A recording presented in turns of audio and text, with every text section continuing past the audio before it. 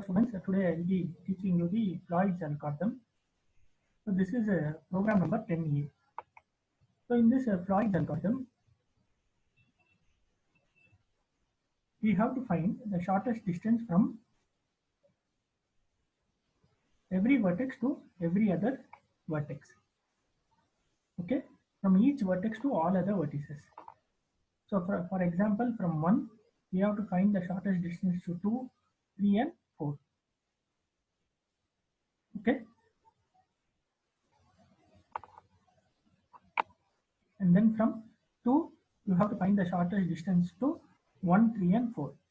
Similar way, from 3, you have to find the shortest distance to 4, 1 and 2. And from 4, you have to find shortest distance to 1, 2 and 3. Like we have already discussed Dijkstra's algorithm. In that, we selected a source vertex, and from that source vertex, we have found out distance to all other vertices. Okay, single source shortest path algorithm. Here, all pair shortest path algorithm. Okay, it is all pair shortest path algorithm. Okay, from every vertex to all other vertices, we are finding out the distance. So first, this is the A of 0, the weighted matrix for this graph. So in this, we are not considering self loops. If we don't consider self loops, the diagonal elements, so 1 to 1, 2 to 2, 3 to 3, 4 to 4, all will remain 0. Okay, all will remain 0. And 1 to 2, the distance is 3. 1 to 3, the distance is 999. If there is no direct edge between the nodes, then that is considered as 999. Okay, when there is no direct edge between the nodes, it is considered as 999. Same way, we are trying to fill the other boxes of the adjacency matrix, other values of the adjacency matrix. Now, keeping A of 0 as the initial weighted matrix, we are going to calculate A of 1. Now, what is A of 1? By keeping vertex 1 as the intermediate node, we are finding the distance of a vertex to all other vertices. Just observe carefully, keeping 1 as the intermediate node, we find the distance of a vertex to all other vertices, or a distance of node to all other nodes, keeping 1 as the intermediate node. Now, since we have kept 1 as our intermediate node, there will be no change in the row 1 and no change in the column 1. That is why I have highlighted in blue color. The cells are highlighted in blue color. Since 1 as we are finding the distance of each vertex or node to all other nodes by keeping 1 as the intermediate node. So all the first row and first column values will not be changed. So I am highlighting with cells with blue color, and also the diagonal elements will not change, the values will not change. So I am highlighting it with blue color. So the values which might change are 2 to 3, 2 to 4, 3 to 2, 3 to 4, 4 to 2 and 4 to 3. These values might change. Now these values are calculated using a formula. The formula is this.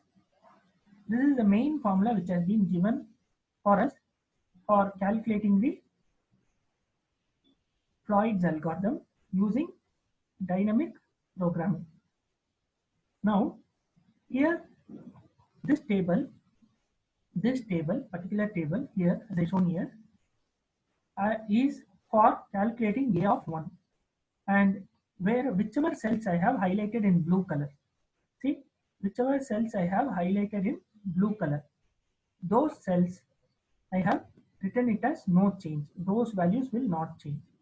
So here, the 2 or 2, 3, 2, 4 will may get a new value. So see here, if you want to see here, 2 to 3, 2 to 4. I have not highlighted the cells in blue color. Means those value might change.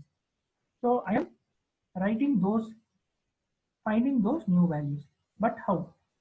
Using this formula. Now what is this a to the power of k? Now we are calculating a of 1. A of 1.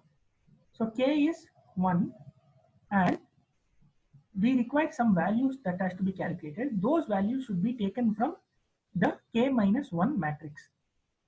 So suppose k is 1, the values needed for calculating this matrix can be taken from the values which are already present in a of 0. So when k is 1, k minus 1 is 0. So if you see here, when I substitute those values, a to the power of k minus 1, I comma j, and then k is my intermediate vertex. Okay, k is my intermediate vertex. So I am calculating the distance from 2 to 3 by keeping 1 as my intermediate node. That is why it is called as a of 1. A to the power of 1 means the distance from a node to every other node or every other vertex by keeping 1 as my intermediate vertex. So see here, if you see, 1 is my intermediate vertex. Similar way here also. The distance between 2 to 4 by keeping 1 as my intermediate vertex. And if you see here, the distance of 2 to 4 is 999, and the distance of 2 to 4 by keeping 1 as the intermediate node is 8 plus 7, that is 15. So when you see between 999 and 15, 15 is my smaller value. So I have taken the value 15. And here the direct cost between 2 to 3 is 2. And if you see the distance between 2 to 3 by keeping 1 as the intermediate node, the value is 8 plus 999. So 2 only is minimum, so I am retaining the same value. Like this, I am trying to calculate the other values here and filling this table. A of 1. Similar way, next step, I have to calculate A of 2. In this A of 2, while calculating A of 2, these values will never change. When calculating A of 2, take the initial values from A of 1. Take the initial values from A of 1. Now going to the matrix A of 2, since we are keeping 2 as the intermediate node, the column 2 and the row 2 values will not change, as well as the diagonal elements values will not change. So I am highlighting it with a blue color. The values that might change are 1 to 3, 1 to 4, 3 to 1, 3 to 4, 4 to 1 and 4 to 3. Those values I am trying to calculate here, and I gave a assignment for the students also. When I explained this in the theory class, I gave a assignment like the first A of 0, 1 I have filled, and try to calculate these values and fill this A of 2. Similar way, you try to fill those tables, and then when calculating A of 3, the third row and the third column values and the diagonal elements will not change. The values that will change are 2 to 1, 1 to 2, 1 to 4 and 2 to 4, 4 to 1 and 4 to 2. These values will change. You can calculate those values using this table. And finally, like this, we'll try to calculate all the values, and the final matrix is this one. A of 4 is your final matrix, and this matrix will give you the all pair shortest path problem. All pair shortest path problem. That is 1 to 1, the started distance is 0. 1 to 2 it is 3. 1 to 3 it is 5. 1 to 4 it is 6. Similar way from 2, the distance to all other vertices, minimum distance, shortest distance. 2 to 1 it is 7. 2 to 2 is 0. 2 to 3 is 2.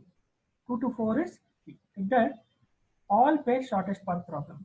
From each node, the distance to all other vertices are found out, and this is the final matrix. Now same thing, if you want me to explain the code for this, I'll just stop sharing this and share you one more program. So this is the Java code for Floyd's algorithm. So here there is a class named as Floyd. So this Floyd takes the parameters, two parameters, that is the weighted matrix and the value of number of nodes. And then here we have a k for loop k and three for loops. The main, very simple program, the main thing which you need to calculate is this formula, which I showed you. By keeping k as the intermediate vertex. If you see here, I and j acts as rows and columns, and k acts as your intermediate vertex. So you can see, as I calculated from the table which I showed you, the same thing is being calculated here. So a of 1, when suppose when k is equal to 1, the distance from each node to all other nodes are calculated by using k is equal to 1 as the intermediate vertex.